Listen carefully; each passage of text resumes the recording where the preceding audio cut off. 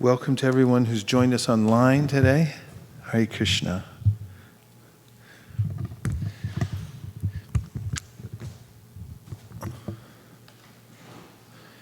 Last night we were reading from the Krishna book, and we're in the section of Krishna book called the Rasa Dance. And we almost finished last night. We had about 4 more pages to go. So we're going to take up right where we left off last night. Thank you.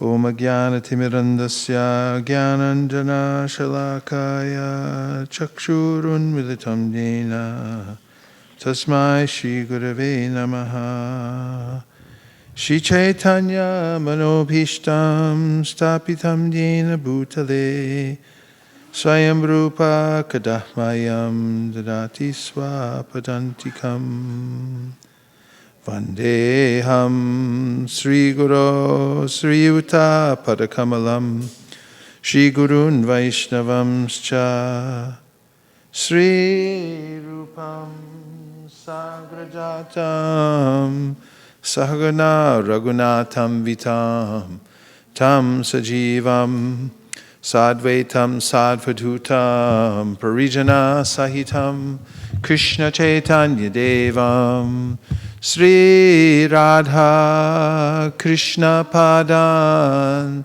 Sahagana Lalita Shri Vishakan Vitamscha Hey Krishna Karuna Sindho Dinabandho Jagatpate Gopesha Gopika Kanta Radha Kanta Namostute Tapta Kanchana Gaurangi Radhe Vrindavaneshwari Vrishabhanu Sute Devi Pranamami Hari Priye Vancha Kolpatarubhascha Kripa Sindhobhya Evacha Patitanam Pavanebhyo Vaishnavebhyo Namo Namaha Jaya Shri Krishna Chaitanya Prabhu Nityananda Sri Advaita Gadadhara Shivasari Gaura Bhakta Vrinda Hare Krishna Krishna Krishna Hare Hare Hare Rama Rama Rama Hare Hare.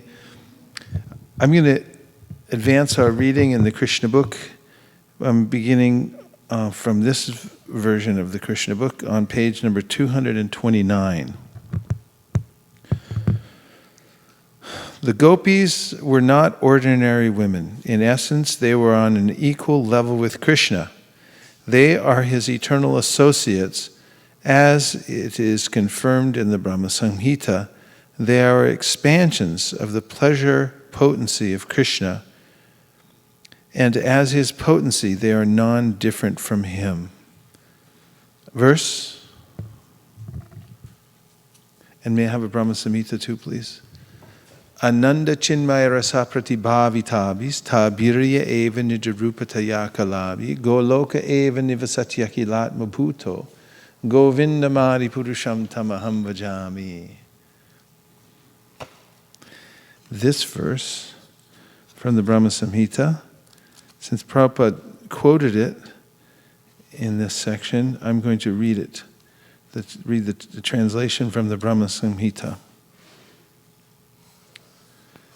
I worship Govinda, the primeval Lord, residing in his own realm, Goloka, with Radha, resembling his own spiritual figure, the embodiment of the ecstatic potency possessed of the 64 artistic activities in the company of her confidants, Sakhis, embodiments, the extensions of her bodily form, permeated and vitalized by his ever blissful spiritual rasa.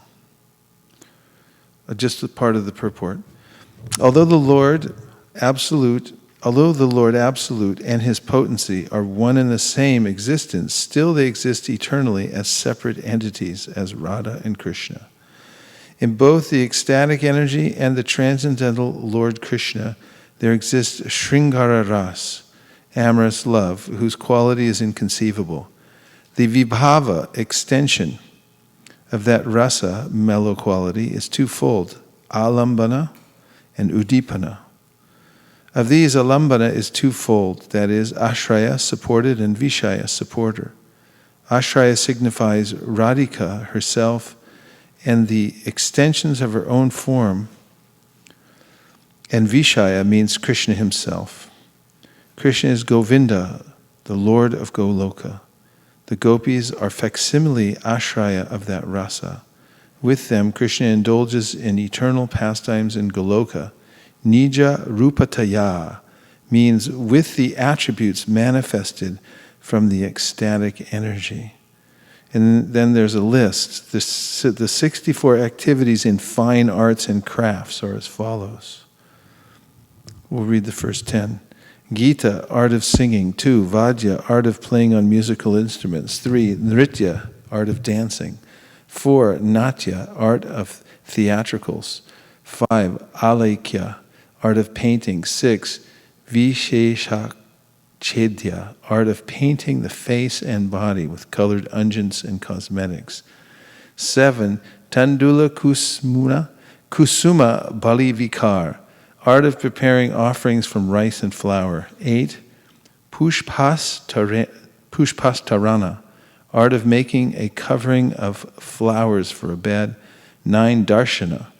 Dashana Vasananga Rag, art of applying preparations for cleansing the teeth, claws, and painting the body. And 10, Mani Bhumika Karma, art of making the groundwork of jewels. No software engineering. The spiritual world is full of aesthetic beauty and arts and crafts. Nothing boring there. Okay. So, the gopis are not ordinary women. So this is a point brought out. Prabhupada says, it quotes from the Brahma Samhita as that it's confirmed in the Brahma Samhita that they are expansions of the plenary portion of Krishna, potency of Krishna. And as his potency, they are non-different from him.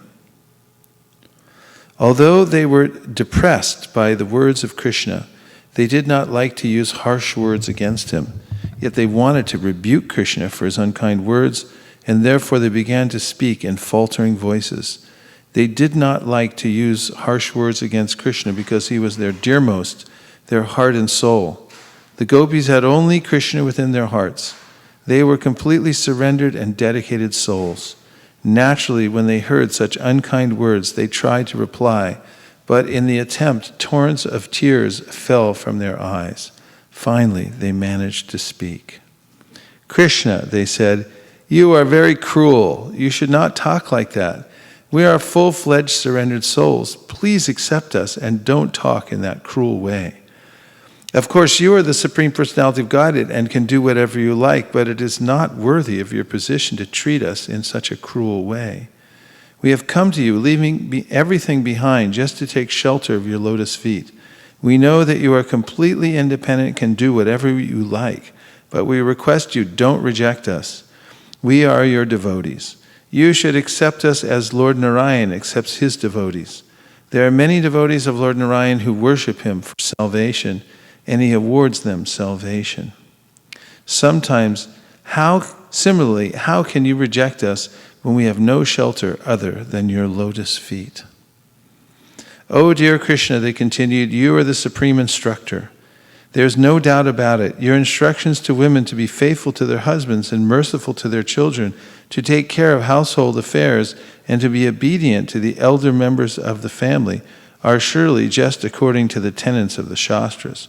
But we know that one may perfectly observe all these instructions of the Shastras by keeping oneself under the protection of your lotus feet. So in the Gita, Krishna says at the end of chapter 8, Vedeshu yagyeshu tapasu chaiva daneshu yat punya palam pratishtam atyeti tatsarvam idam vaditva yogistaram upaiti divyam. That the person who is fully dedicated to Krishna is not bereft of the study of the Vedas, Vedeshu Yagyeshu, of performing yagyas, Daneshu, of giving charity, Tapasu, performing austerities, Chaiva. Hare Krishna, Hare Krishna. Vedeshu Yagdeshu Tapasu Chaiva. Yet, next line. Daneshu, yet punya palam pratishtam, and all the work for pious activities, and so forth. He's not bereft of that if one simply takes to Krishna consciousness. Similarly, we have the verse in the 11th canto of the Srimad Bhagavatam, which says, Devarshi bhutap nandranam pitranam na kinkaro nayam ranicha rajan sarvahatmaya yang sharanam sharanyam gato mukundam paryahritakartam. That if one is fully dedicated, that gives one's whole life and soul to Mukunda, then the debts that person owes to the rest of all living entities who normally we owe a debt to is liquidated. That debt is liquidated. Similarly, Bilvamangal Thakur gives a verse that if one is surrendered to Krishna, you can look this verse up.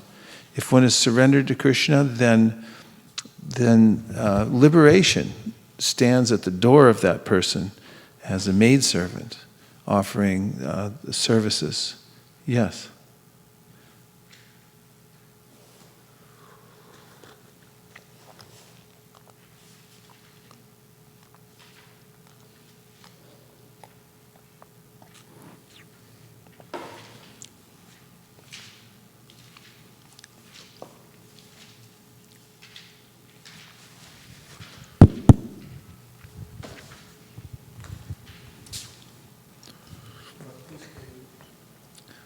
Bhaktisthai stirataya bhagavanyadisya daivena na paliti divya kaishora murti mukti swayam mukulitanjali sevate sman dharmarta arta kamaya prataya pratikshaha.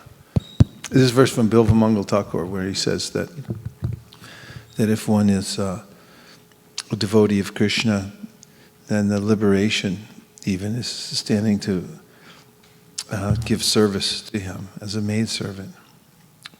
Yes.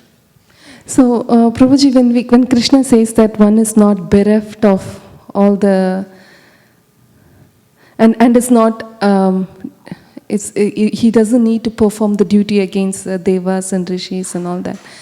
So some people say that we are not so exalted souls, especially in the beginning of Krishna consciousness. So they think that we are neither following those principles nor fully surrendered to Krishna. So how do we take it at that where you're not fully surrendered? Is that true? You're not doing either one? But it's like sometimes this, sometimes that, like that. It's means we are aspiring to, but we are not there yet. Well, the injunction of the Srimad Bhagavatam, 11th canto, is that until that time that one awakens one's taste for hearing and chanting, it's here, 11th canto, in the Shloka book. Until that time, that one develops a complete faith in the process of hearing and chanting, then one can go on with the rules of Tava karmani kurvita na nirvidyate yavata makata shravanado va shadayava najayate. So the translation is? Hare Krishna.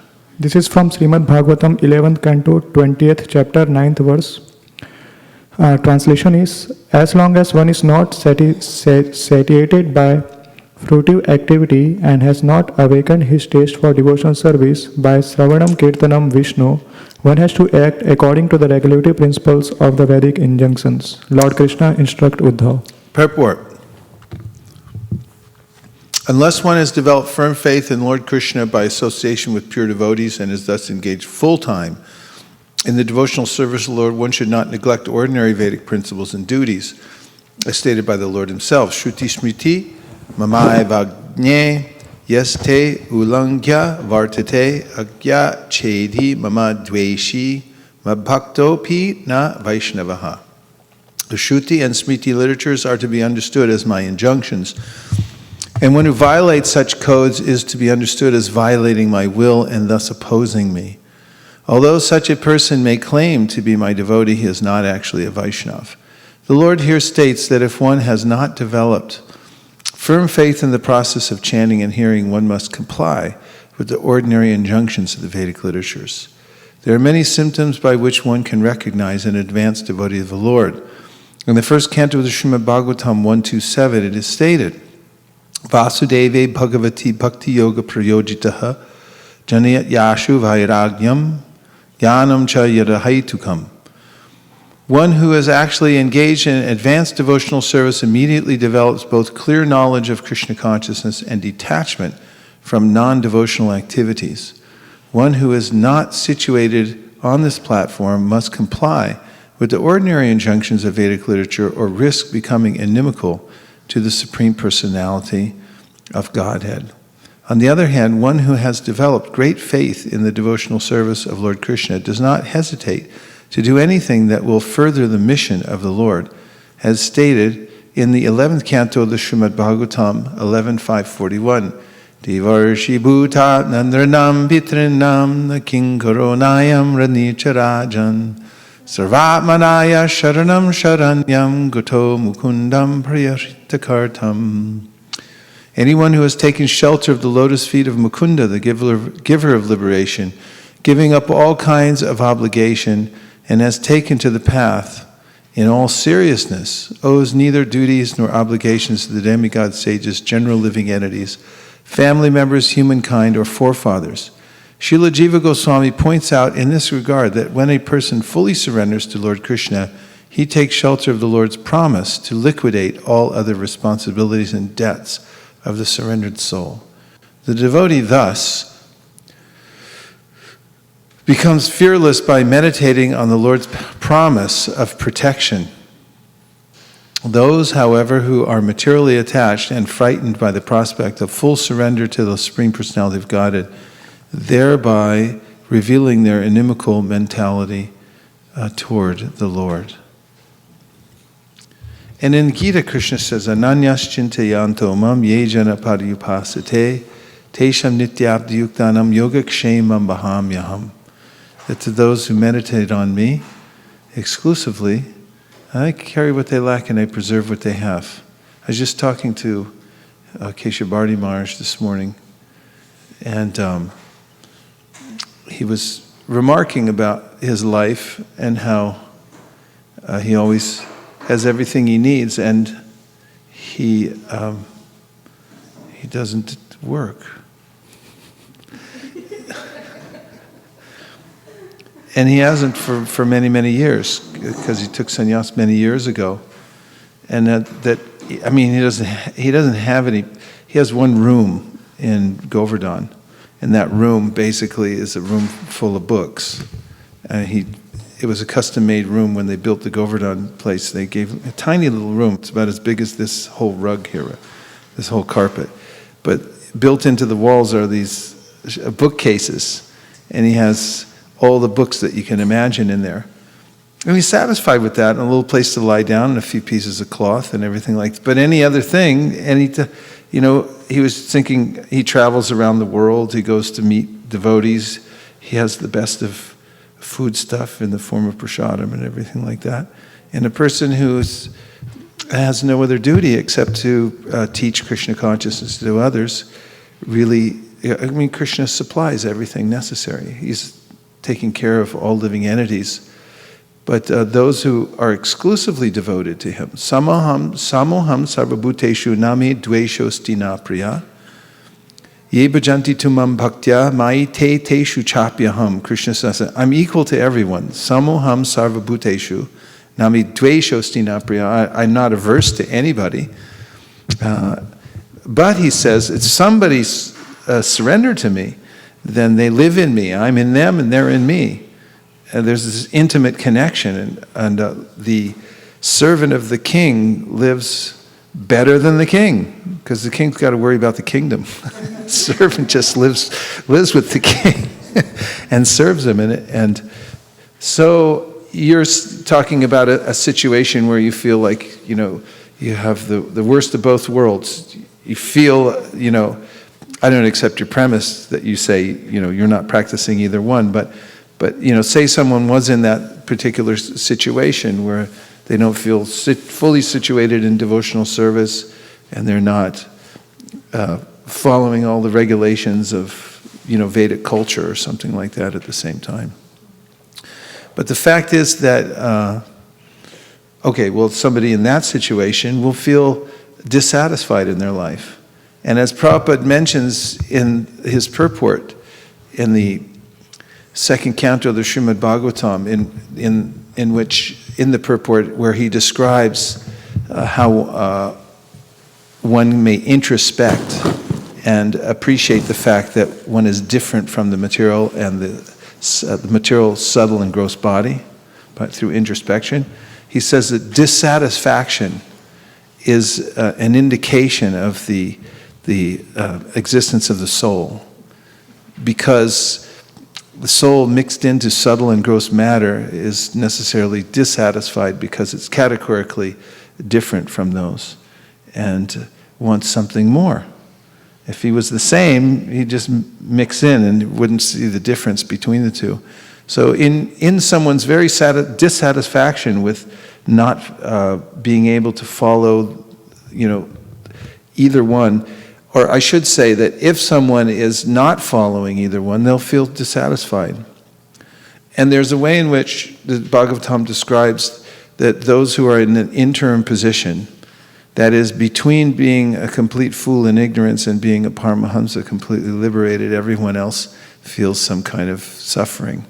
Because you realize, I'm not a fool because I'm not falling for the material energy, but at the same time, I haven't come to the position of a full absorption.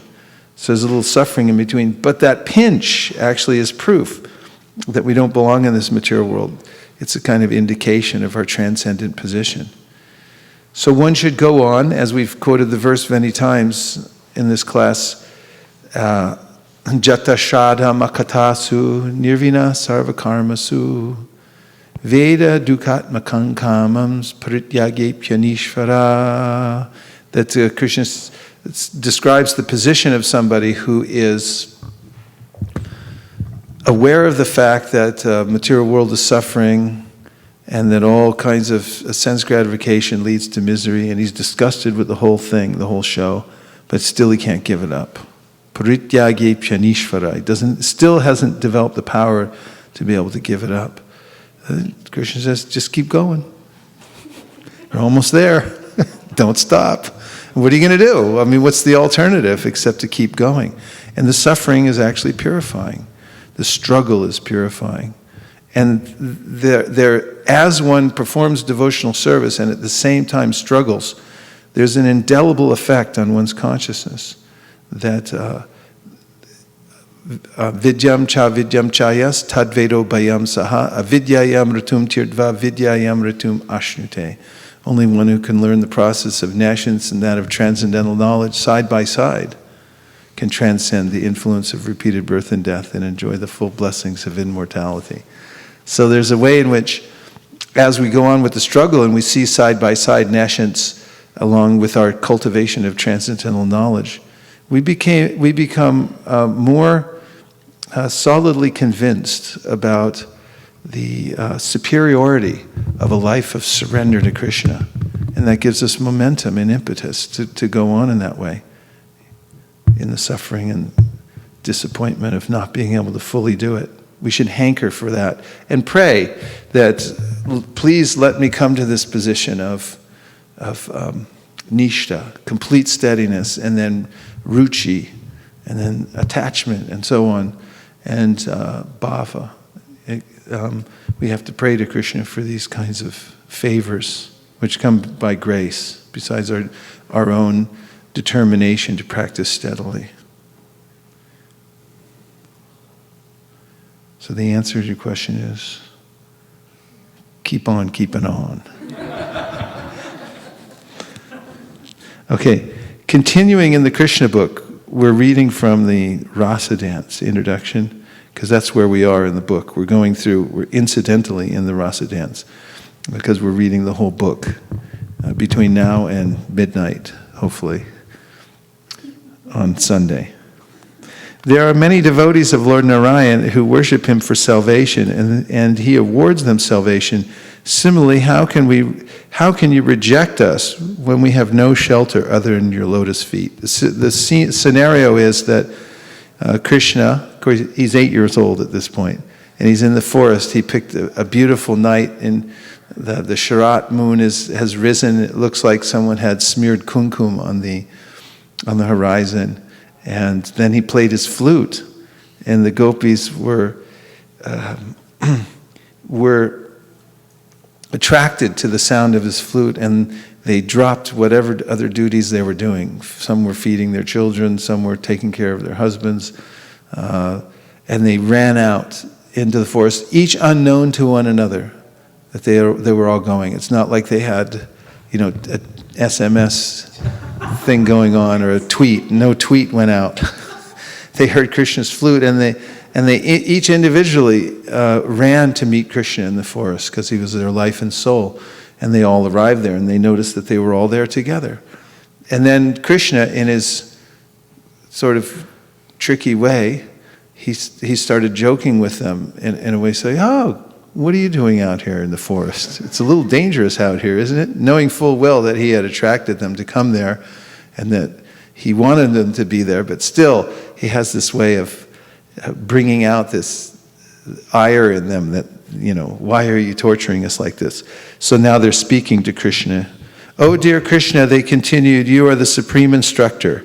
There is no doubt about it. Your instructions to women to be faithful to their husbands and merciful to their children, to take care of household affairs, and to be obedient to the elder members of the family are surely just according to the tenets of the Shastra. But we know that one may perfectly observe all these instructions of the Shastras by keeping oneself under the protection of your lotus feet." That's when I jumped off into the other verses. So we're back where we were. "Our husbands, friends, family members, and children are all dear and pleasing to us only because of your presence. For you are the supersoul of all living creatures. Without your presence, one is worthless. When you leave the body immediately dies, and according to the injunction of the Shastras, a dead body must immediately be thrown into a river or burned. Therefore, ultimately, you are the dearmost personality in this world. By placing our faith and love in you, in your personality, we are assured of never being bereft of husband, friends, sons, or daughters.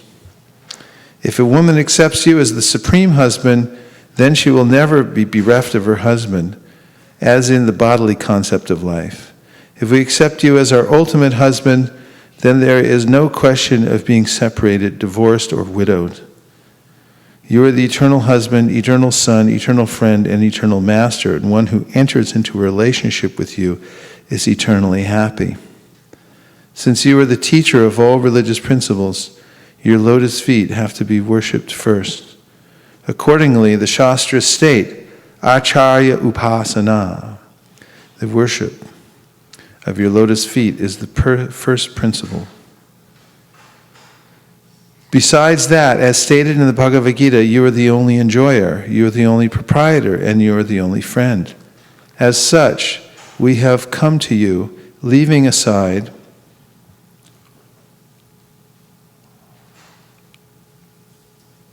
all so-called friends, society, and love, and now you have become our enjoyer. Let us be everlastingly enjoyed by you. Be our proprietor, for that is your natural claim, and be our supreme friend, for you are naturally so. Let us thus embrace you as the supreme beloved.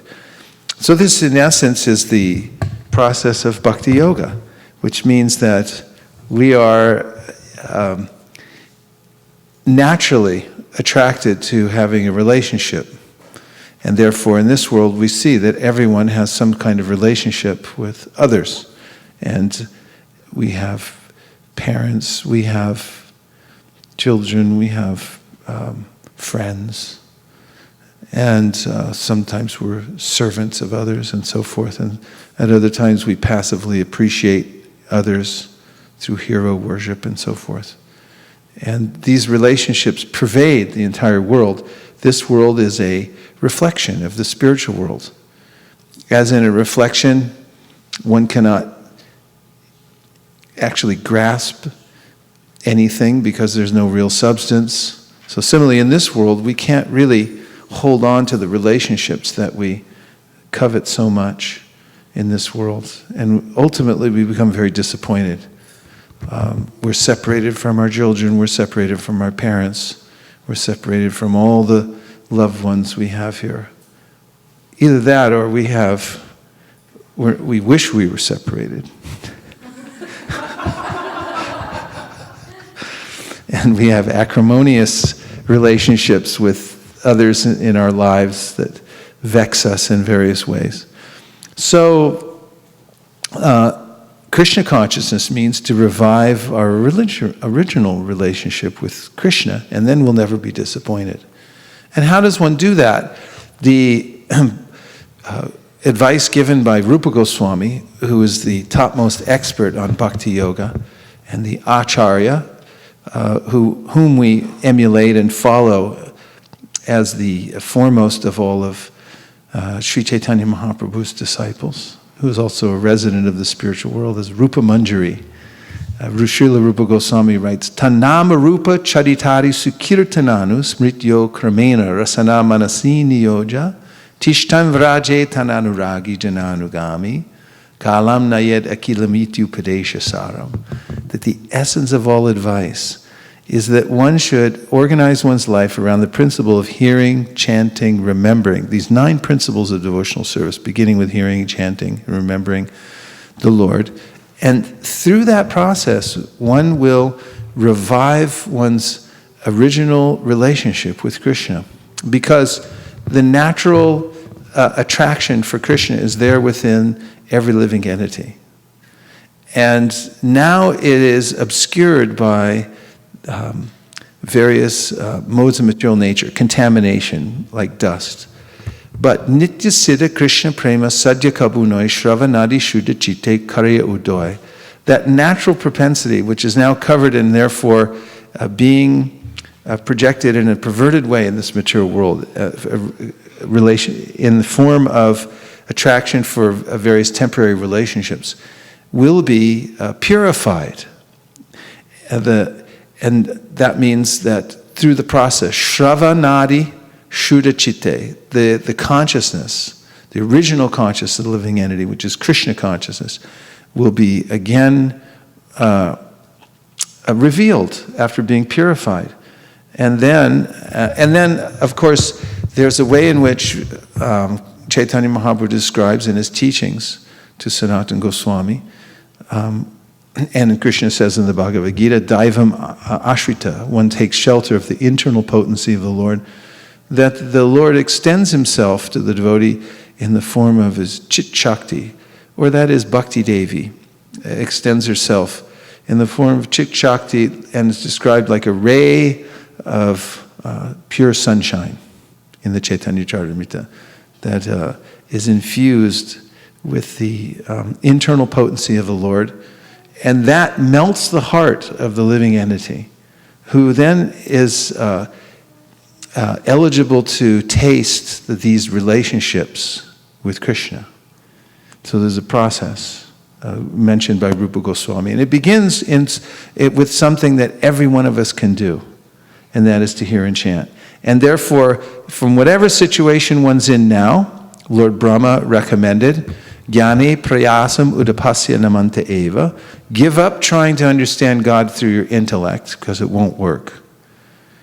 And surrender and become submissive to hearing about Krishna.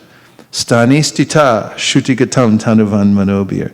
Stay in your position and hear about Krishna and in the association of devotees, And then he says something so remarkable, I almost dare not repeat it in this class, because it might be too shocking to the world to hear that the unconquerable Krishna becomes conquered by the love of the devotee, which is that love is the most powerful force in the universe, and this is brought out in the Chaitanya Charitamrita that it's even more powerful than Krishna because it's his internal potency. That by hearing and chanting in the association of devotees, one can be touched by that internal potency and empowered in such a way that one actually attracts Krishna. That the living entity, because he's enlivened in his relationship with Krishna and out of pure love, is thinking only of Krishna and wanting to serve Krishna, that conquers Krishna. He becomes so attracted to the living entity that he can't resist him. And that, therefore, Brahma says, Sthani stitas shutigatam tanuvan manobir ye prayaso jita ajito, which means that the unconquerable becomes conquered by love, by the love of the devotee, which awakens through the process of hearing and chanting. Sthani stita shutigatam. You have to hear. And by hearing, one can come to this position. Gandharvika.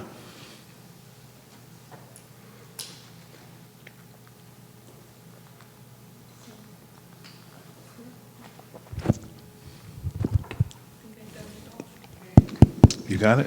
So, Prabhuji, it feels so nice to have a relationship with Krishna, but means when we say the verse Yuvatinam Yatha Yoni, like thinking that how will it be so nice if I get so much attracted to Krishna, but it never happens, because on the other end it sounds like so very easy that by hearing and chanting one day I'll get to that stage, but at the same time, you remember Kapila telling to Devahuti that for long time of hearing, so I don't know how that long means. And another thing in 40 years. I won't even feel like Yuvati. But then also it is said that Bahunam Janmanam Ante, like those souls are rare. So how can we have that hope that as we are not Nitya Siddha, so even a conditioned soul, can it attain that stage? Because... Yeah, actually, krame. The most encouraging words come from the Lord himself, who keeps saying, just keep walking. And you'll... In fact, I'll tell one of my godbrothers, early on, Prabhupada would initiate so many devotees, 5,000, that's a lot of disciples. A lot of people came forward and said, I give you. He even had others giving on his behalf so that he could increase because he couldn't be everywhere at once. And, some of them, they take it. And we see a lot of people, they come to Krishna consciousness like, yeah. And then you get it and they go, oh, what is this? I don't know if I can handle it. What is it again? So one of my godbrothers said he got initiated in the vows and everything. And then he came to Prabhupada and he said, Prabhupada, I can't follow these vows. And Prabhupada said, you will walk. One day you will walk. That's what he told him. And now he is. No problem. Now he is. And he has a taste too. And in his instructions, Chaitanya Mahaprabhu, talking about the holy name and chanting the holy name, he uses this phrase, krame, step by step. He says that the neophyte, the Kanishta Adhikari, krame becomes Uttama Adhikari. How? By continuing. Simple as that. You just got to keep going, because a big shot is just a little shot who keeps on shooting. And that's a fact. You'll see in any realm, if someone just keeps on doing it, steadiness is so valuable that you just go year after year and what else are you going to do? That's another, the devotee looks and says, okay, I'm not there yet, but what else am I going to do? What are the alternatives here? You have to rule out the alternatives, that there's nothing else for me in this world, even though I'm not there yet. And from that steadiness over time, there's a way in which one gains everything. One gains everything. One simply has to tolerate. Again, tate anukampam susamikshamano bunjana evatma kritam vipakam hridvagvapurvir viridam namaste jiveta yo mukti pate sadaya bhak. And in this verse, Lord Brahma is saying that one should simply go on with one's devotional service, always hoping for that ultimate mercy of the Lord, and tolerate whatever kinds of reactions are coming from the past. He says, because such a person will inherit the kingdom of God. You know what it's like to inherit something, right? You just hang around long enough. And the Srila Bhaktisiddhanta said, don't try to be a great devotee, just try to be a good devotee.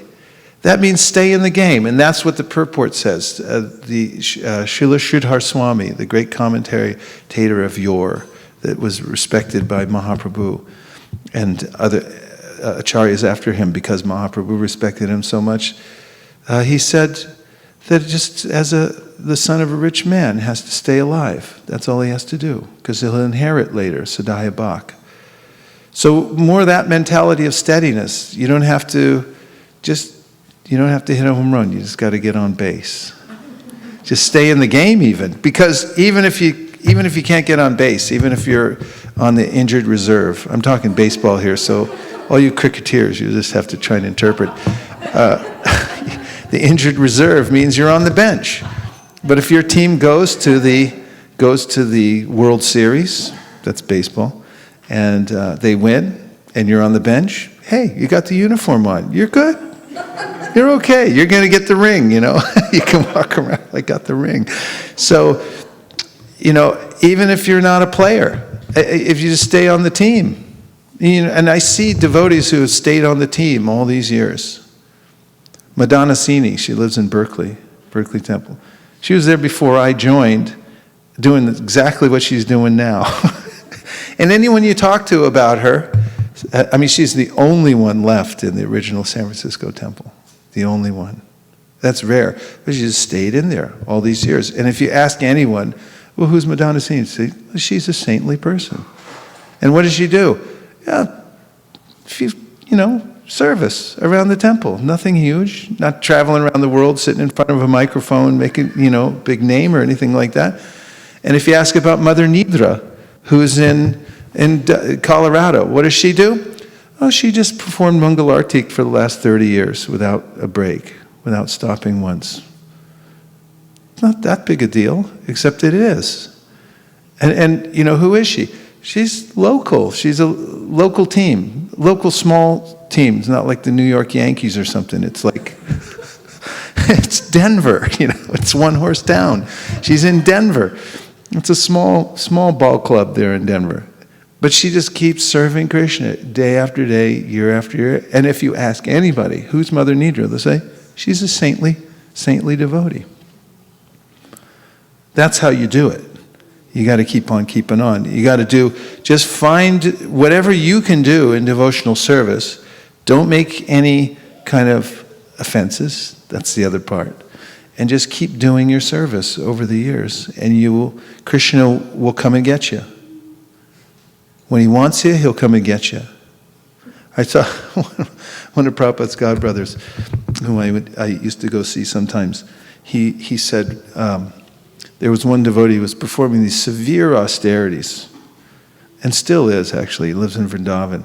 And he's skinny as a rail, and he's always fasting and chanting all day long and everything like that. And he looked at him and he said, you don't have to perform such severe austerities. He said, just remain steady in devotional service. When Krishna wants you, he'll come and get you.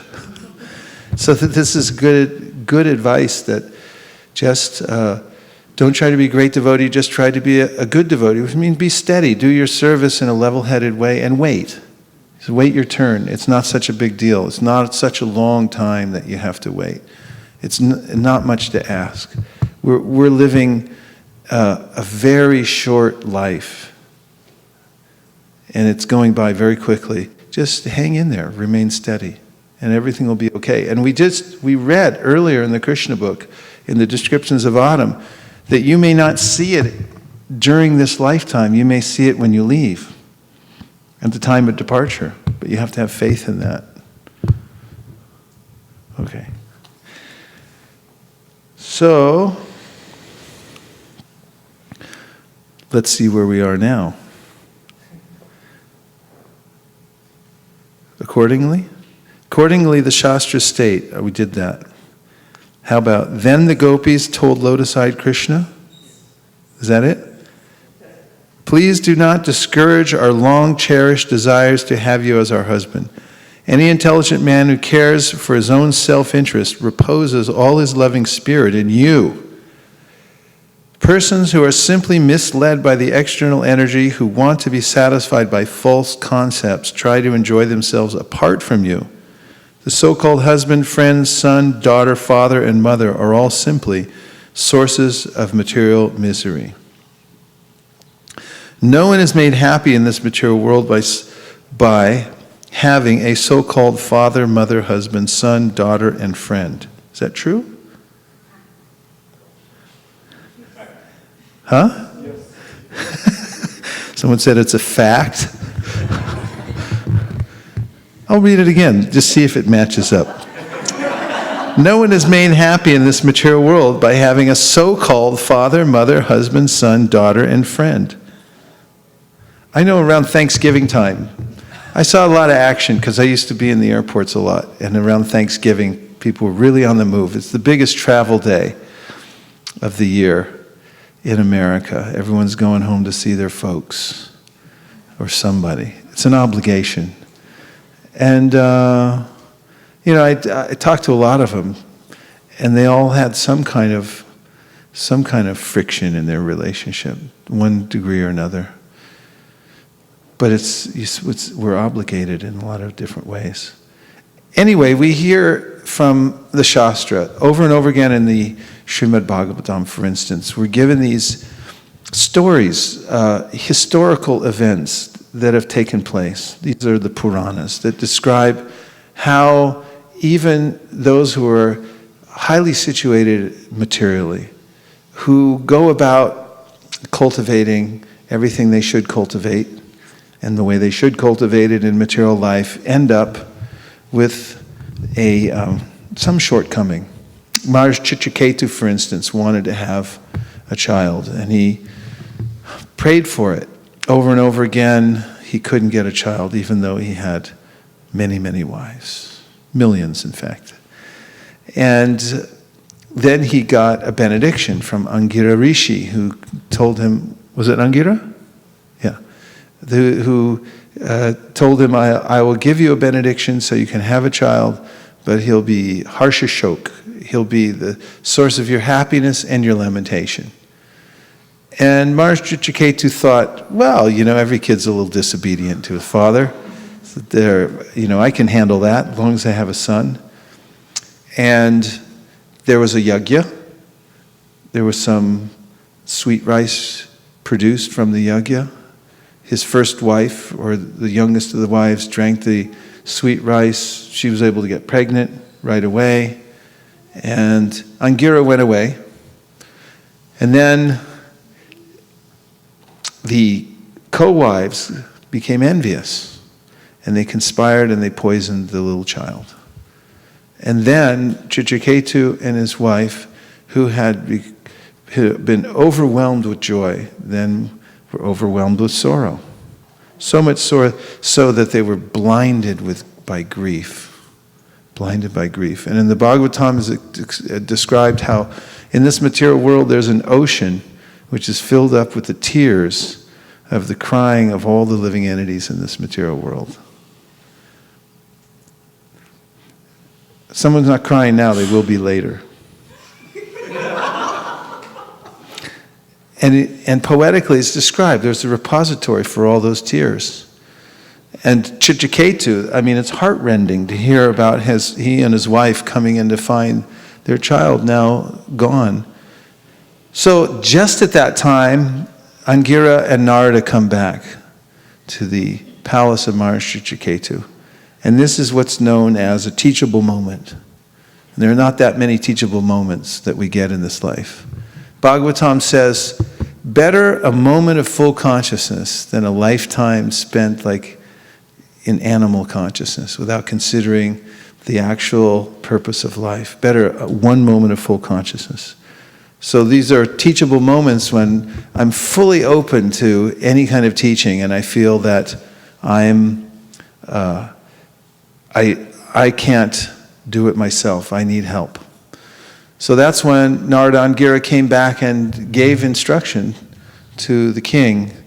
And the way they did it was through inviting, through their mystic power, the living entity to come back into the body of the little child.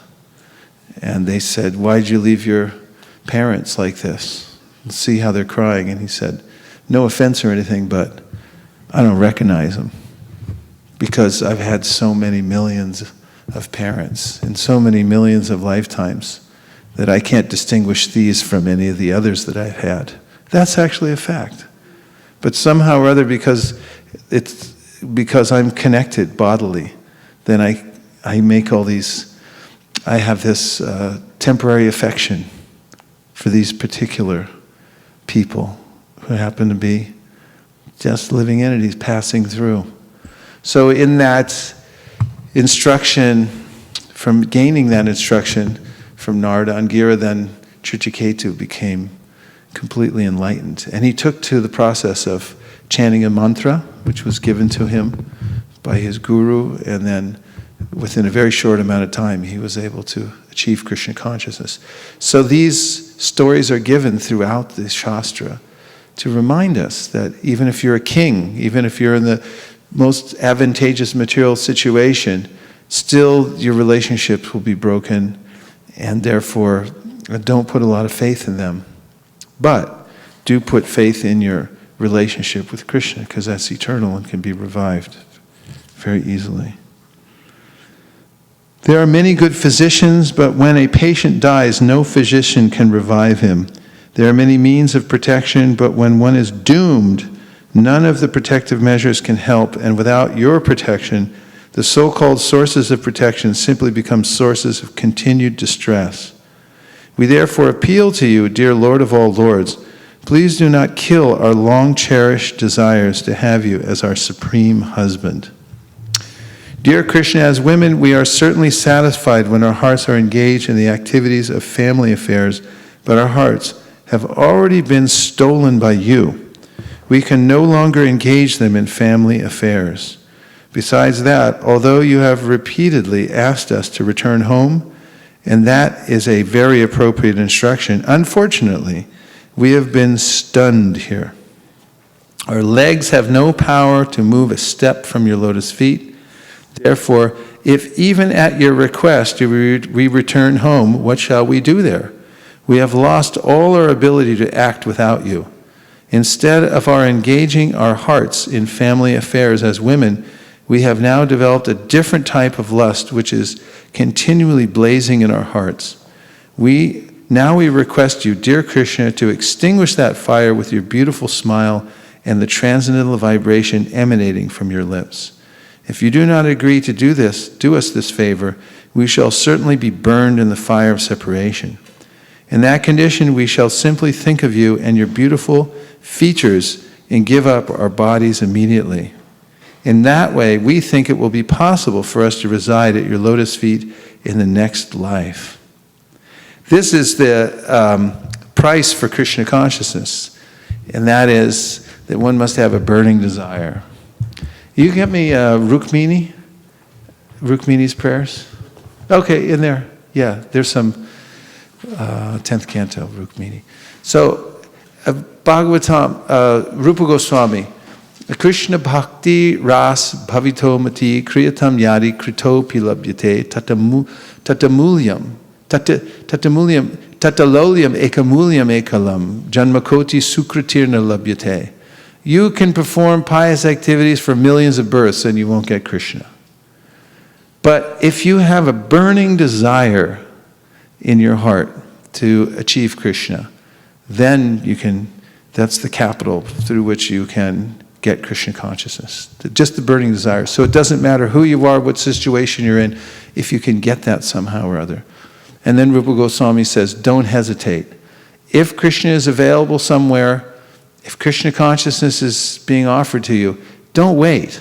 take it, run there, get it as fast as you can, as soon as you can. It's the only thing valuable in this world. But it's all due to a burning desire for the Lord. Now we'll hear Rukmini Devi and her, what is the verse number? Is 10th canto, 52nd verse, 43rd verse. 10, 52nd, 43. This is another beautiful prayer given by Rukmini Devi. And you know her situation. She was going to be married off to someone she didn't like. And she wanted only to marry Krishna. Her mind was fixed on Krishna. And so she sent a message to Krishna through a brahmana that she could trust, that I'm betrothed to Shishupal, and I want to be, to Rukmi, right? Huh? Shishupal. To Shishupal, and I don't want to marry him, I want to marry you. So here's what, Krishna. I need you to kidnap me. And, please do so without harming my family members, and just come get me and steal me away. Please do this. So she had gone to the wedding was about to start. She was there praying to Goddess Durga, and she thought all was lost. And then the Brahmin came. She felt a twitching in her left side, which was a sign of auspiciousness. And then she received the acknowledgement from the Brahmana that Krishna was there, and she came out. She was so beautiful that all the other kings who wanted to approach her, actually, when they saw Rukmini, they fell off their horses backwards, stunned by her beauty. Can you imagine? And then Krishna, he came out of the crowd, and he just picked her up and took her off and fought off everybody practically with one hand behind his back. And there was this big fight, and he defeated them all and took away Rukmini. So inner prayers, this is one beautiful prayer that you can all memorize if you haven't already, and remember and recite the English to this at least a few times a day. And remember this burning desire. So we can say this. I'll say it and then please repeat the Sanskrit. Yasyang ripanka jaradasnapanam mahanto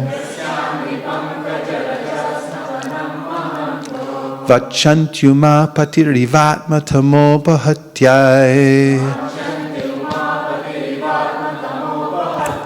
yaryam bujakshana labeya bhavat prasadam Chahyam asun vrata krishan shata janma bhisya. Here's the translation. O lotus-eyed one, great souls like Lord Shiva hanker to bathe in the dust of your lotus feet and thereby destroy their ignorance. If I cannot obtain your mercy, I shall simply give up my vital force, which will have become weak from the severe penances I will perform. Then after hundreds of lifetimes of endeavor, I may obtain your mercy. Let's say all together. O lotus-eyed one, great souls like Lord Shiva hanker to bathe in the dust of your lotus feet and thereby destroy their ignorance. If I cannot obtain your mercy, I shall simply give up my vital force, which will have become weak from the severe penances I will perform. Then after hundreds of lifetimes of endeavor, I may attain.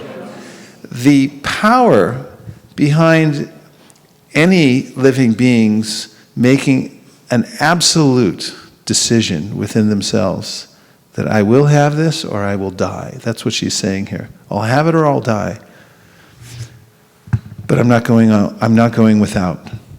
The power of that is so profound, it cannot be estimated anywhere. Even in this mundane world, achievements by those who seemingly do great things occur because they've decided, I'm going to do this without fail. No matter what happens, I'm doing this.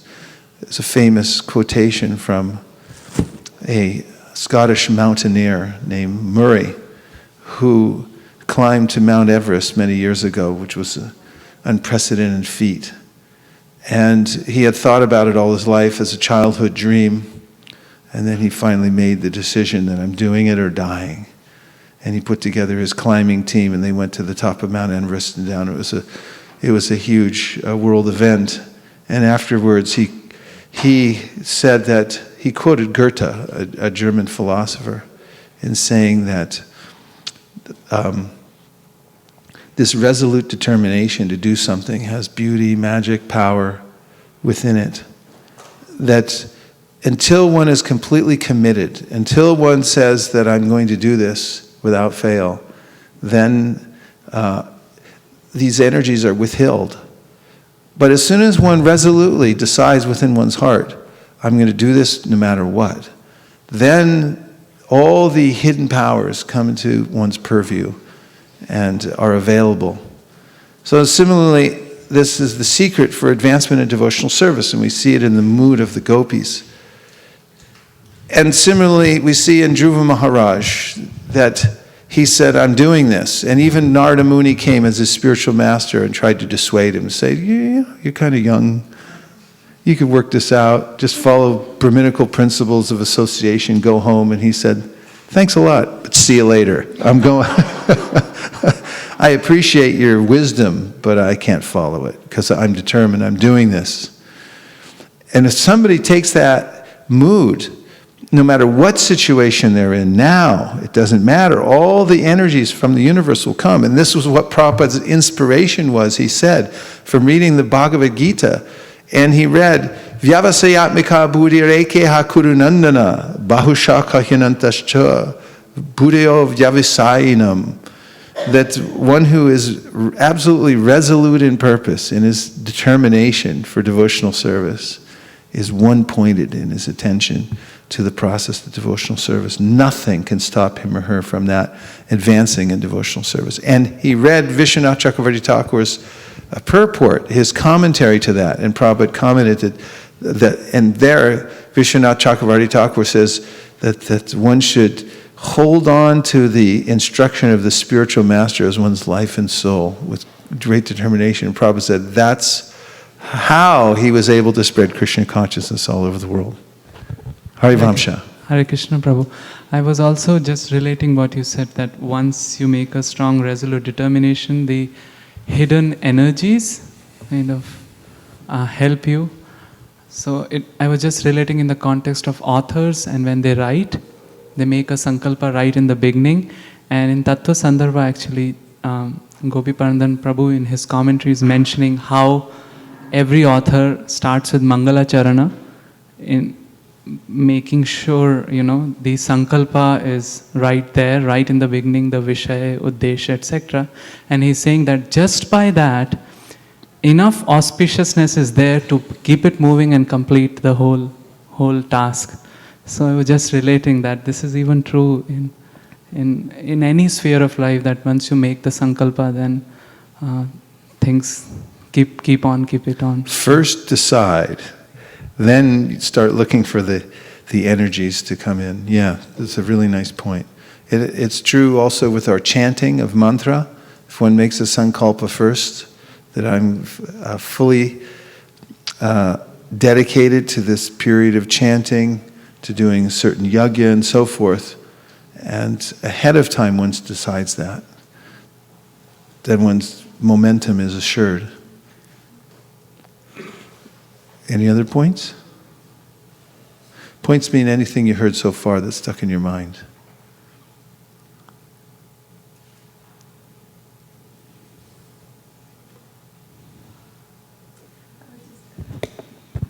I was just thinking that the kind of determination where you say that I'll do this or I'll die is really, really very strong determination, because I don't think ever in my life I had that type of determination that I will die.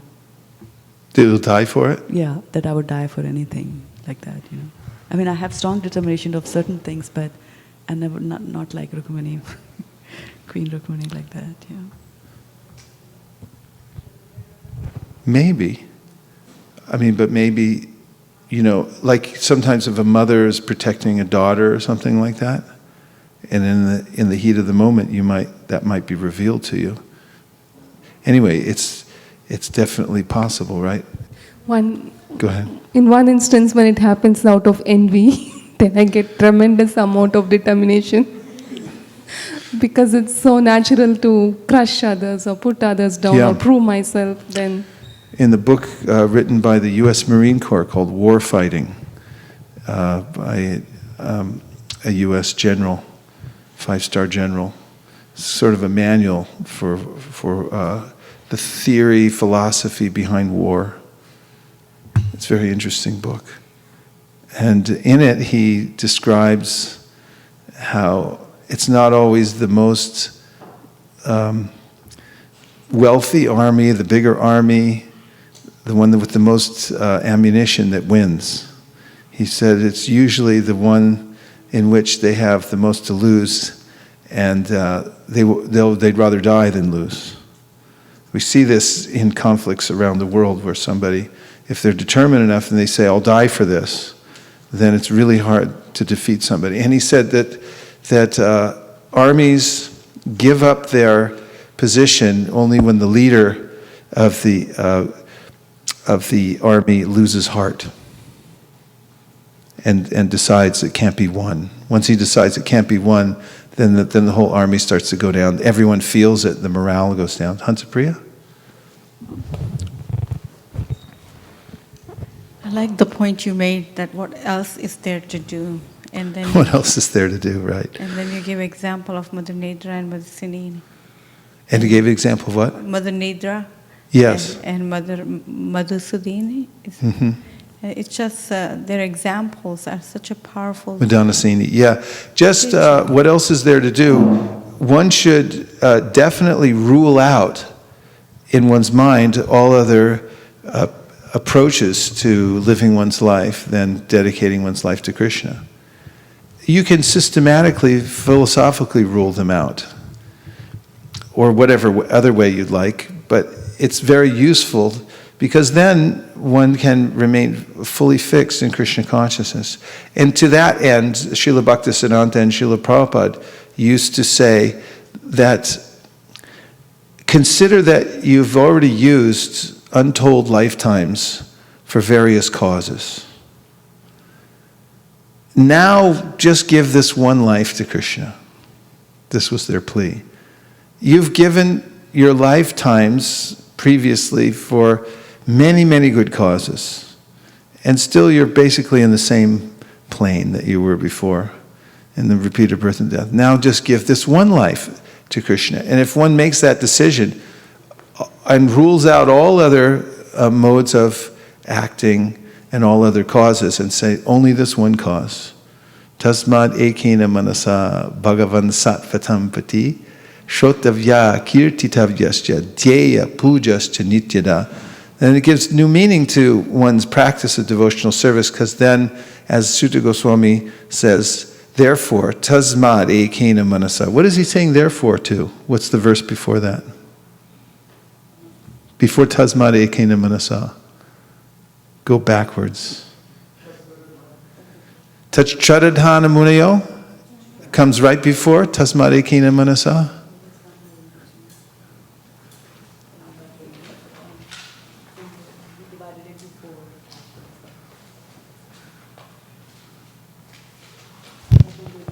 Ata pumbir dvija shreshta varna shramva vibhagasha svanustistasya dharmasya samsadir haritoshanam.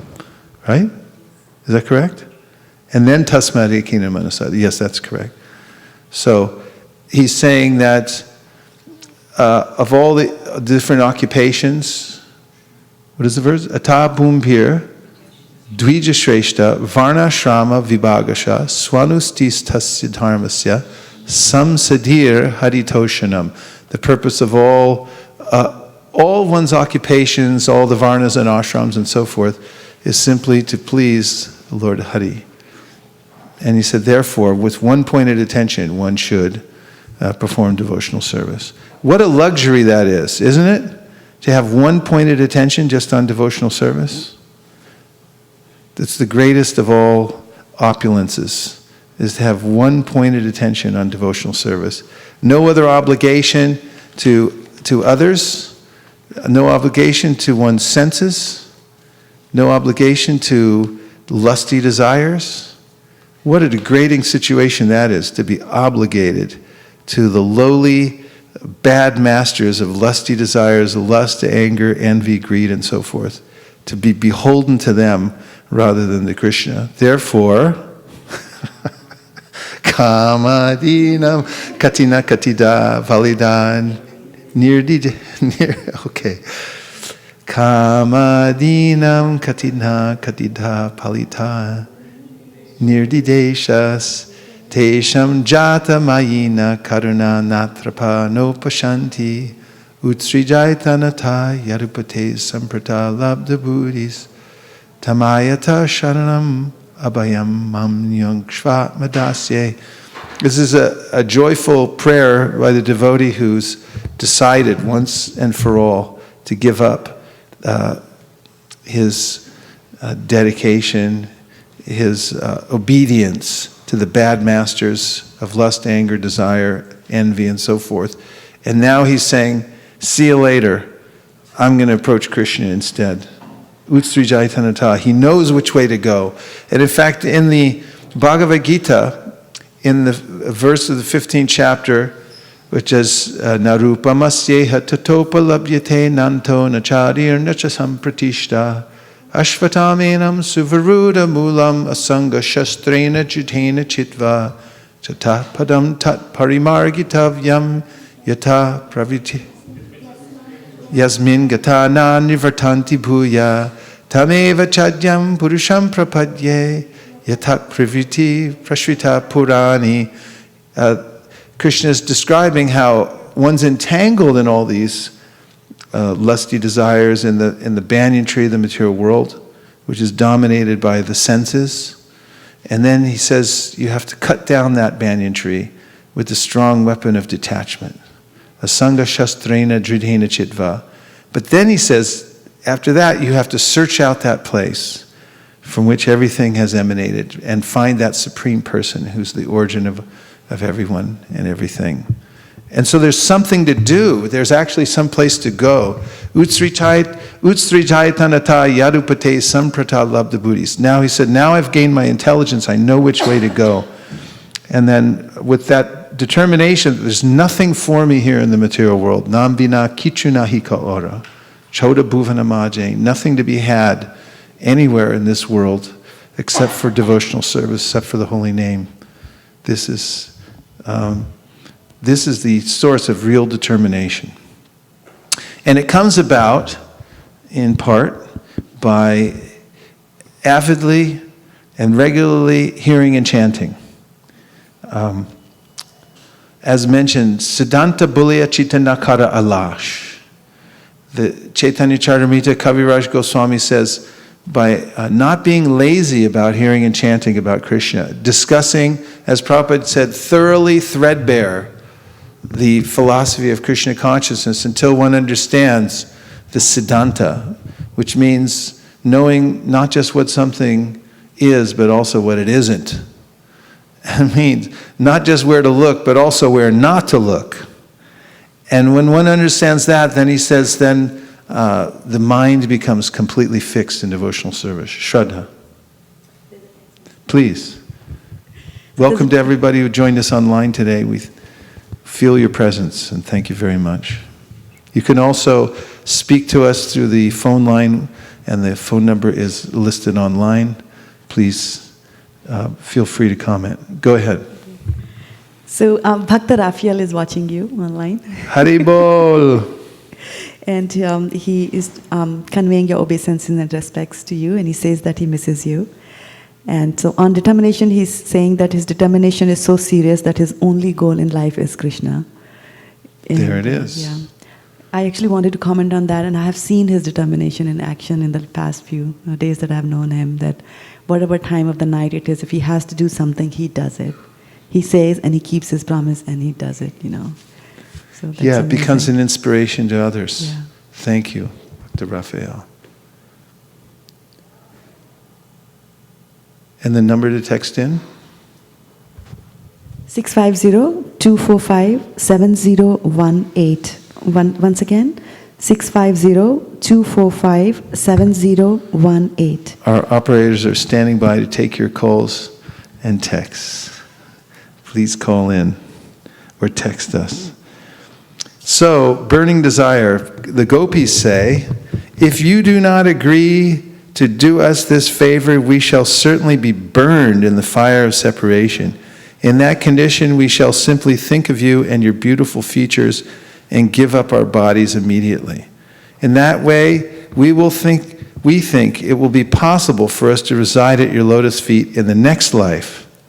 Dear Krishna, if you say that if we go home, our respective husbands will satisfy the lusty flame of our desire, we can only say that that is no longer possible. You have given us a chance to be enjoyed by you in the forest and have touched our breast once in the past, which we accepted as a blessing, as do the goddesses of fortune who are enjoyed in the Vaikuntha lokas by you. Since we have tasted this transcendental enjoyment, we are no longer interested in going to anyone but you for the satisfaction of our lust. Dear Krishna, the lotus feet of the goddess of fortune are always worshipped by the demigods. Although she is always resting on your chest in the Vaikuntha planets, she underwent great austerity and penance to have some shelter at your lotus feet, which are always covered by tulsi leaves. Your lotus feet are the proper shelter of your servitors, and the goddess of fortune, instead of abiding on your chest, comes down and worships your lotus feet. We have now placed ourselves under the dust of your lotus feet. Please do not reject us, for we are fully surrendered souls. Dear Krishna, you are known as Hari. You destroy all the miseries of all living entities, especially of those who have left their homes and family attachment and have completely taken to you. We have left our homes with the hope that we shall completely devote and dedicate our lives to your service. We are simply begging to be engaged as your servants. We do not wish to ask you to accept us as your wives. Simply accept us as your maidservants. Since you are the Supreme Personality of Godhead and like to enjoy the Parakya Ras and are famous as a transcendental woman hunter, we have come to satisfy your transcendental desires. We are also after our own satisfaction, for simply by looking at your smiling face, we have become very lusty. We have come before you decorated with all ornaments and dress, but until you embrace us, all our garments and beautiful features remain incomplete. You are the Supreme Person, and if you complete our dressing attempt as the Purusha Bhushana, or the male ornament, then all our dresses and bodily decorations are complete. Then all our desires and bodily decorations are complete. And if you complete our dressing attempt as the Purusha Bhushana, or the male ornament, then all our desires and bodily decorations are complete. Dear Krishna, we have simply been captivated by seeing you with tilak and with earrings, and by seeing your beautiful face covered with scattered hair and bearing your extraordinary smile. Not only that, but we are also attracted by your arms, which always give assurance to the surrendered souls. And also we are attracted by your chest, which is always embraced by the goddess of fortune. We do not wish to take her position. We shall simply be satisfied by being your maidservants. If you accuse us, however, of encouraging prostitution, then we can only ask, where is that woman within these three worlds who is not captivated by your beauty and the rhythmic songs vibrated by your transcendental flute? Within these three worlds, there is no distinction between men and women in relation to you, because both men and women belong to the marginal potency or prakriti. No one is actually the enjoyer or the male. Everyone is meant to be enjoyed by you. There is no woman within these three worlds who cannot but deviate from her path of chastity when she is attracted to you, because your beauty is so sublime that not only men and women, but also cows, birds, beasts, and even trees, fruits, and flowers, everyone and everything become enchanted, and what to speak of ourselves.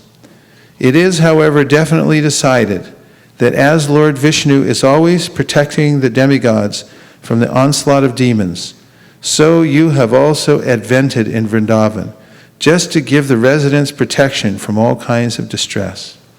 O dear friend of the distressed, kindly place your hand on our burning breasts as well as on our heads, because we have surrendered unto you as your eternal maidservants.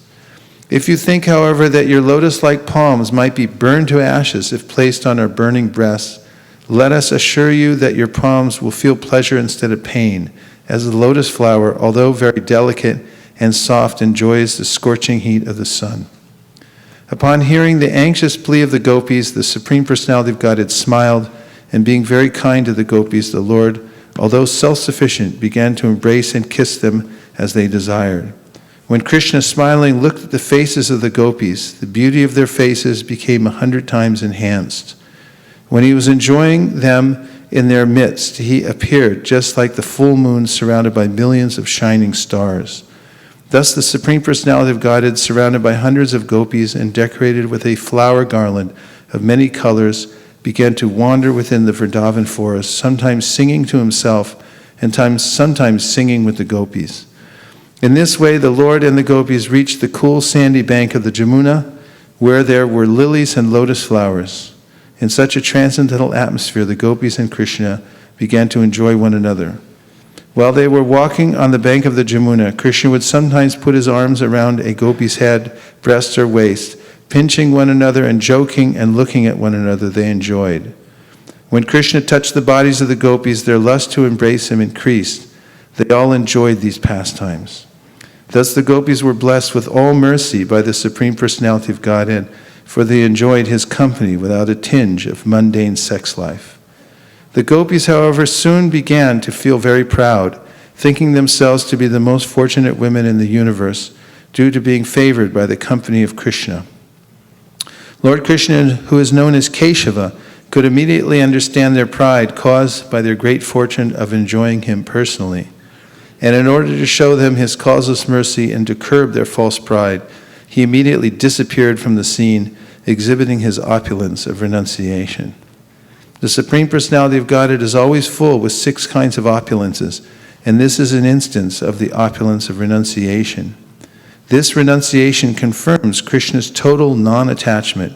He is always self-sufficient and is not dependent on anything.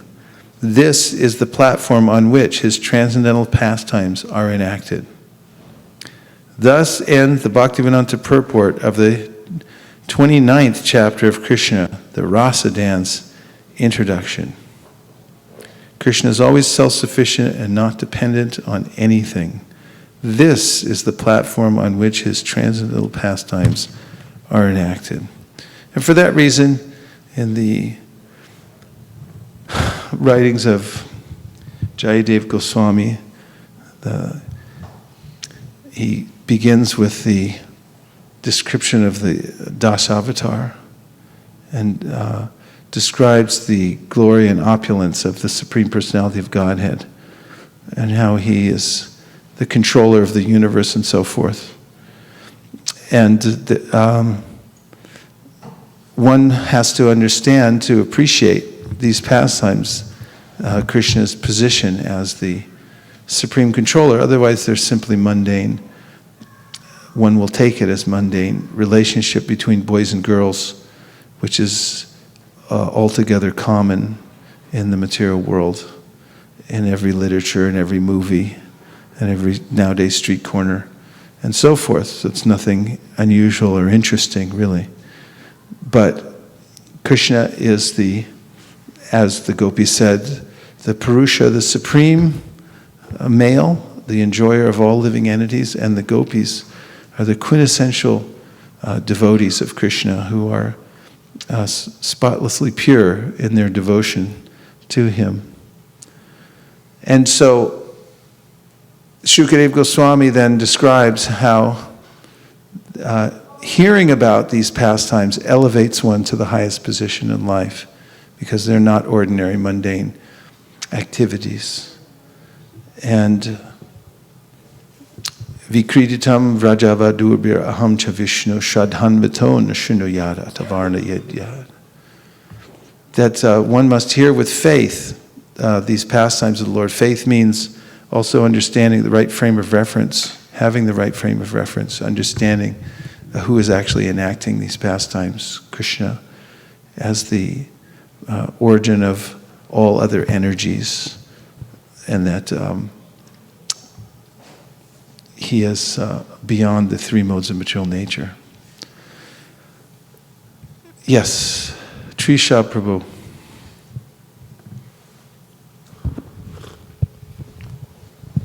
Hare Krishna Prabhu.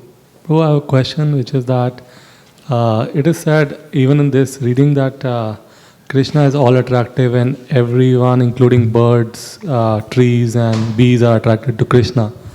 So why is it that there are all these 6 kind of rasas, like 6, right? So basically like 5 or 6, I don't remember, but like some are antagonistic to Krishna and some are also neutral in like Brahma Jyoti, because he is all attractive. So why are souls like Kamsa anti-Krishna, and why are there people who are like independent, like kind of just Brahma Jyoti, not attracted or unattracted to Krishna? Well, as mentioned in the 7th canto of the Srimad Bhagavatam, as you know, when we read that entire canto almost every year, and hearing about Lord Nrsingadev, a question arises about how it is that Krishna seems to be partial to some, and it seems to be partial.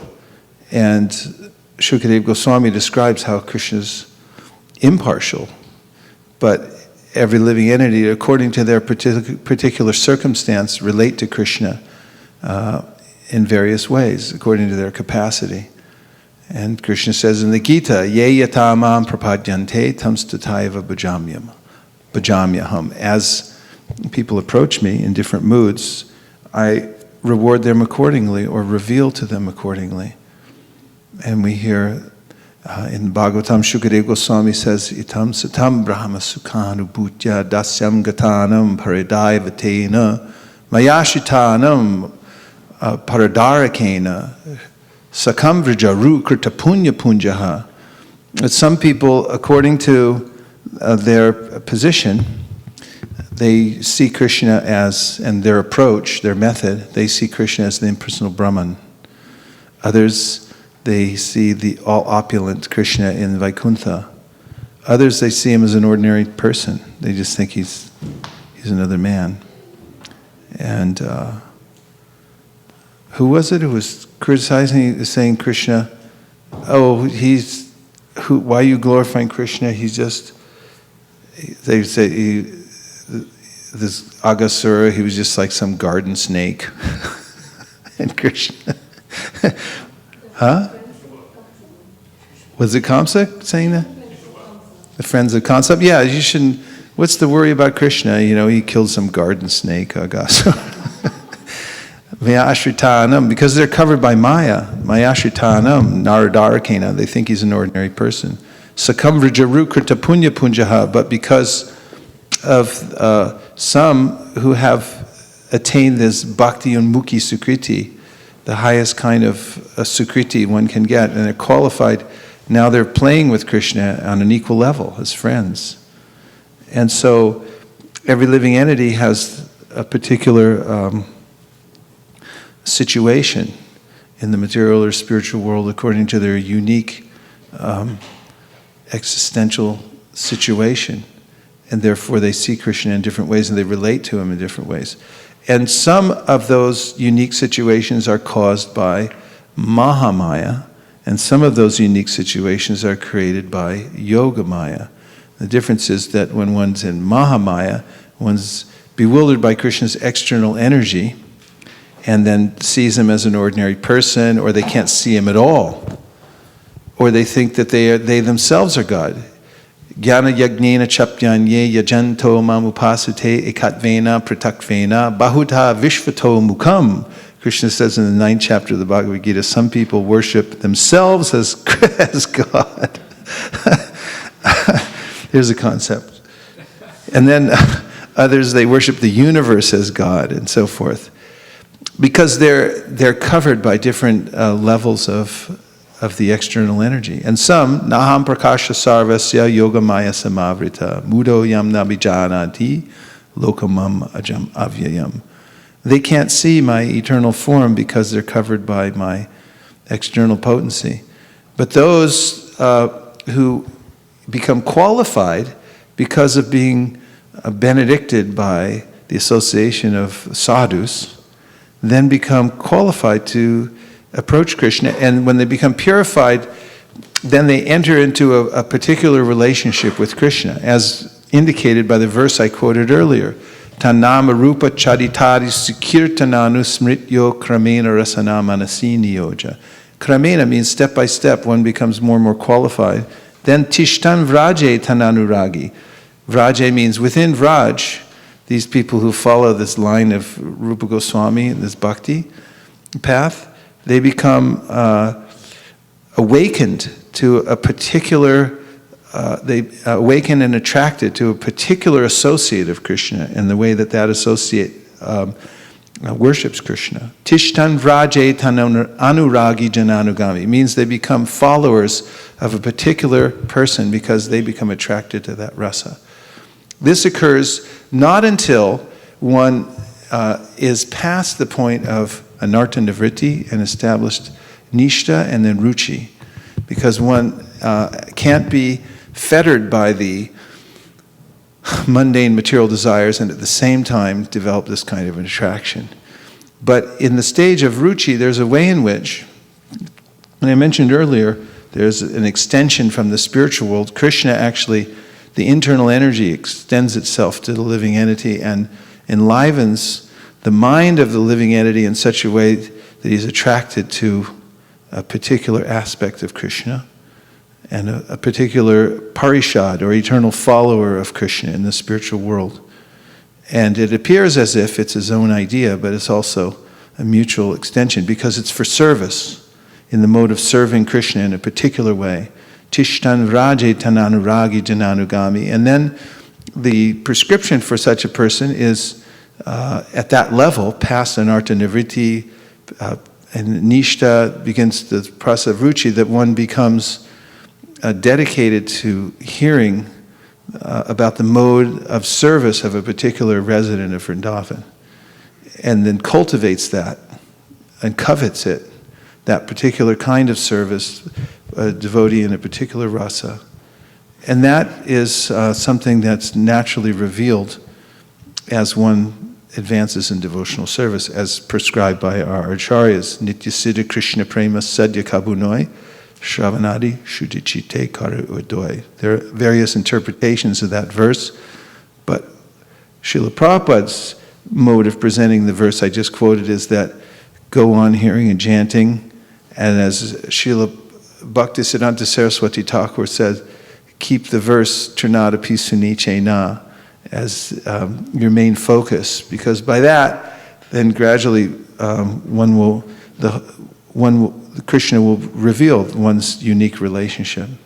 And this is also indicated in the last verse of the Sharanagati, the Path of Surrender, written by Bhaktivinoda Thakur, in which he writes about his experience of being taken by the hand by the holy name and introduced to his beloved Krishna in a particular relationship. So just by chanting the holy name in purity, the holy name will reveal one's relationship. Yes? I was thinking that the word attraction is also used in the sense of drawn, drawn together. So Kansa was always drawn towards Krishna. Even Who is? Kansa was always drawn towards Krishna. He was always thinking about him. So that way Krishna still attracts, in different ways. Yeah, he was Krishna conscious, but he wasn't performing bhakti. Because that requires a favorable anukulyena, Krishnanu. One must favorably serve Krishna, although one is Krishna conscious, and there's purification in that.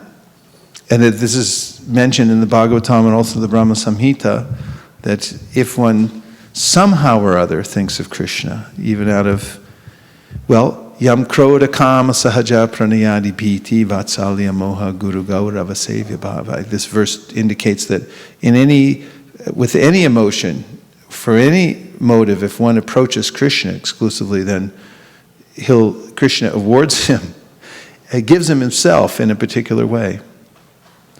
Yes? There was another one? My question is, Prabhuji, here in this material world, whenever we talk about man and women relationship, and when kids try to focus more on that, even material people say that it distracts them or they cannot accomplish their goals or whatever it is. But how is it that by focusing, or Sukadeva Goswami also gives the benediction that by hearing this pastime of Krishna, one's lust will be gone. So what is the logic behind that the mundane thing distracts away? But from what we read, it seems like material. But how does that remove the lust completely? Well, as described in the Gita, the material world is a perverted reflection of the spiritual world. So what's the lowest and the most entangling in this world is the most elevating and exalted in the spiritual world.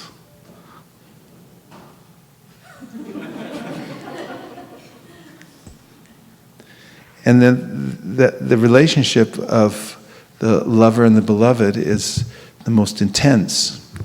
It contains all the other rasas within it. There's servitude, there's friendship, there's parental. All those feelings are there, subsumed within the Madhurya ras. Therefore, it's the most celebrated of all the rasas.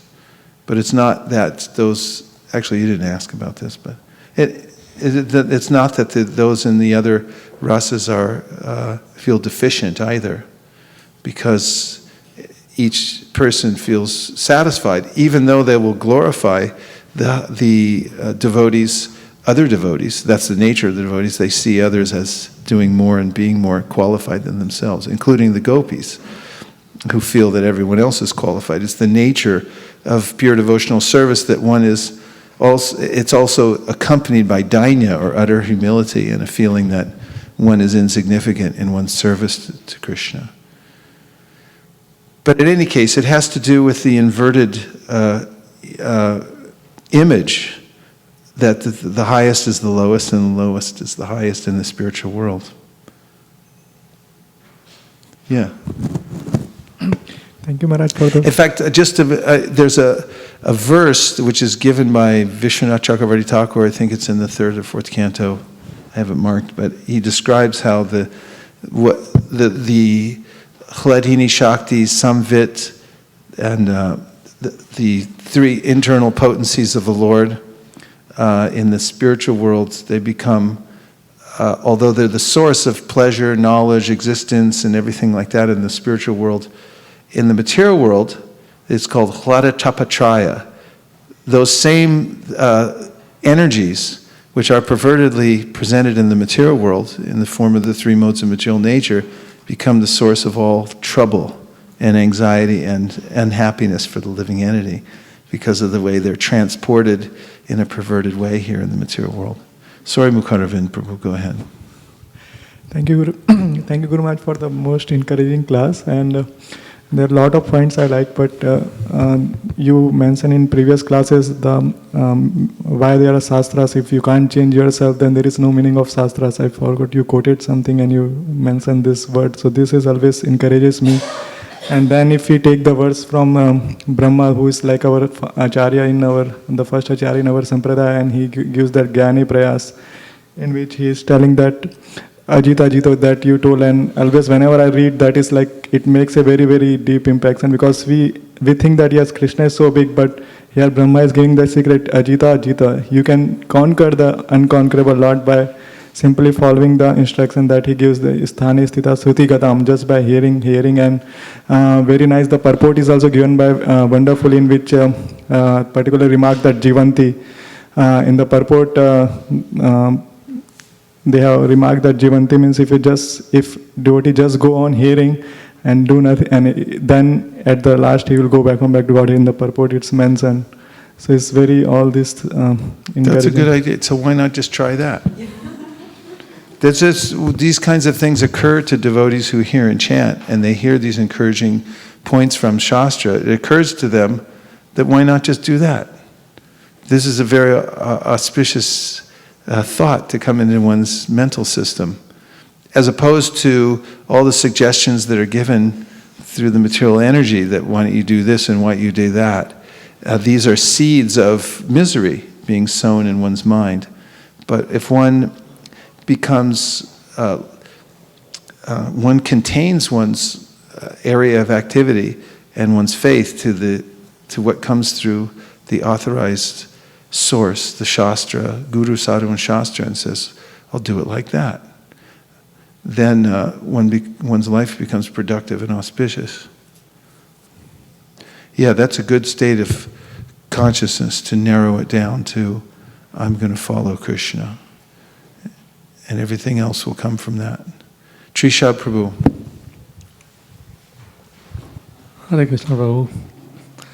Well, another question, which is that you mentioned about the banyan tree in which the lowest in the material world can be the highest, is the highest in the spiritual world. So what about, how do we understand anger? Like anger is a very low quality generally in the... Well, the gopis were just angry. They were very angry at Krishna. They were expressing it because they came all the way to the forest just to see him, and they dropped everything else. And he said, hey, how you doing? What are you doing here anyway?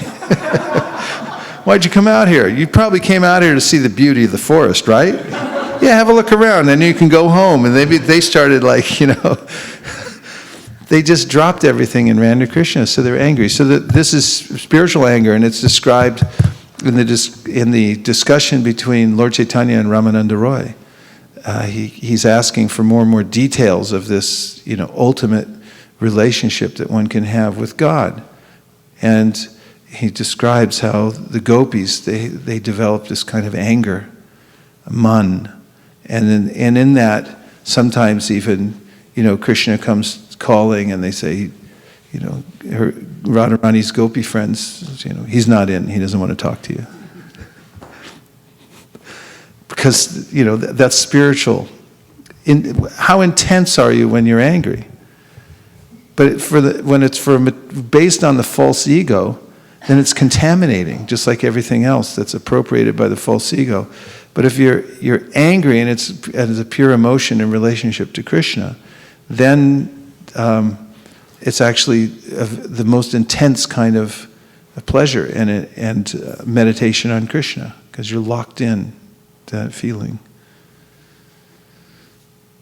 But even if somebody has a mundane feeling, but somehow or other gets directed to Krishna, the purification is there. Someone was mentioning how during our presentation at the Los Angeles Rath Yatra, there were some advocates of some very simple ideas that if you didn't read their book, you were going to hell and things like that. And so the devotees were telling me that they were listening and that every minute, at least once a minute, they were saying Krishna. There were these, they were representing some line of Christianity in Los Angeles County. And they had big signs saying that if you're all going to hell. Basically, everyone's going to hell. And, meanwhile, they were railing at all the devotees, and they would say Krishna this, and Krishna that, and Krishna this, and Krishna. And in the process of doing all this, they're chanting a lot. And I was at the airport in Denver, Colorado one year. It must have been in the 1970s sometime. And we used to go through security, and they would, we would take our books through the security to get to what we called a rush. We'd go after the rushes because we had it all timed where certain, planes would come in and all these people would get off. And so we'd go to those. And there was one really good rush in the airport, and we'd have to put the books on the security to go in there. We could go in at that time. It was way before, things changed over time. And so there was one woman who worked in the security thing that didn't like us. at all. And she knew we were in a hurry. So she always used to take her time in checking the books because she relished seeing us squirm that, we wanted to get down there. And so she'd say, oh, we got to check that box. So it would be a box of Bhagavatams usually. We were doing a lot of 1-1 Bhagavatams at the time. And so she'd take the box out and she'd say, okay, I have to look through here. So she'd take each one out.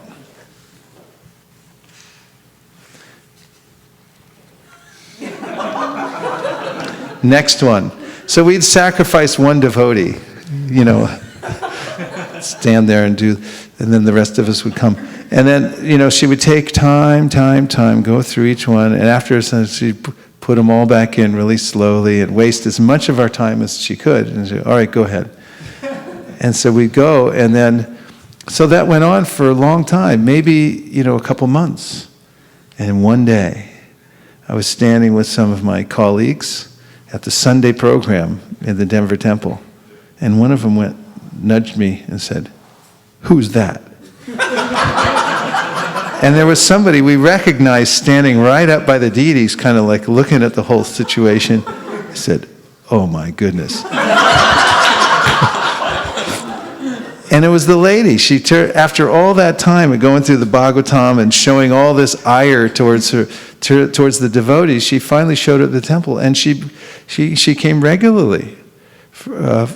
And so there's a way in which you have to be careful. When you're dealing with Krishna, you may, think that you're saying something, doing something out of anger or whatever, but you'll be inexplicably purified by the holy name when it's mixed in there. So this is the power of Krishna consciousness. And in the material world, people approach for various different reasons and with different sentiments, but they all get some kind of purification. Any last point?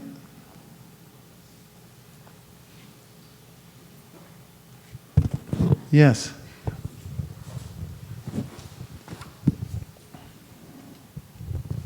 So Maharaj, I'm looking for advice from you that sometimes we come across people who do meditation, and as compared to us who do chanting, and so they would say that there's nothing in chanting and that you should just sit down and meditate. That's the right way to do. So there are so many verses that we can quote from Srimad Bhagavatam, Chaitanya Charitamrita, Puranas that talk about that how in Kali Yuga this is the only way that you should do. But obviously those people don't even believe in these kind of these shastras at all. Mm-hmm. So what's the best way to handle them? Just ignore them? Best way is to invite them to come to Vrindavan. Because it's impossible to meditate in Vrindavan, but you can only chant. Mm-hmm. And I had a friend who took the meditation and was very interested in it. And he came to Vrindavan and he couldn't meditate. So he started chanting. And he came to me and he said, I can't believe it. It's like I've been meditating all this time, and he considered it better. And then he said, all right, I'm going to chant. So it's not the verses, it's not the intellectual thing, but if you can bring them into an environment which is so stimulated with in which they will be stimulated by the bhakti shakti, the chanting and things like that. That's why Prabhupada emphasized so much to have festivals. As people come to these festivals and they lose control, and they jump in, they kick off their shoes, and they start dancing, and then they take prasadam, and then they feel something. So we spread Krishna consciousness in various ways. One way we can talk to people and explain philosophy, but another way is to create an environment that people will come into, and they will feel stimulated by the chanting, and then they'll do it. And when they do that and they feel something, that's when they might start considering the philosophy. It's kind of the other way around. They have to get that experience first. They have to get a higher taste, and then they can give up whatever dedication they have to some of their practice by experiencing the superiority of the bhakti. Something like that. And so even when we go out chanting on the streets and everything, people have so many other ideas why they came down there to have a leisurely dinner or to go shopping or something like that. But when they run into an ecstatic kirtan party and get some prasadam and stuff, you see so many people that kind of get stunned along the way.